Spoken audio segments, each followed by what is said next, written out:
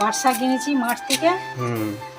কালকে বৌমা রান্না করবে। পাট শাক কিনে নিয়েছি মাঠ থেকে, এই যে বেঁচে রাখছি। কিভাবে বাঁচবে? এই যে ডাঁটা ছিঁড়ে শুকনো বাদ দিয়ে ওইরকম ভাবে পাতাগুলোকে টেনে টেনে নিতে হয়।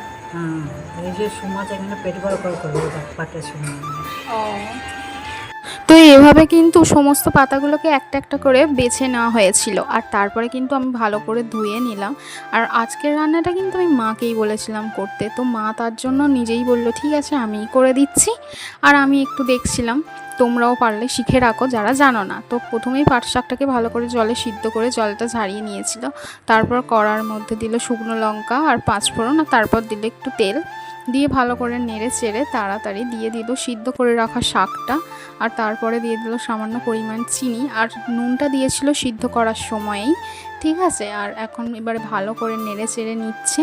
তাও একবার ভাজার সময় যদি অল্প নুন লাগে তো তোমরা দিয়ে দেবে স্বাদ মতো। তারপর দেখো ভেজে নেড়ে চেড়ে নামিয়ে নেওয়া হয়েছে। তোমাদের এই শাক কেমন লাগে বলো।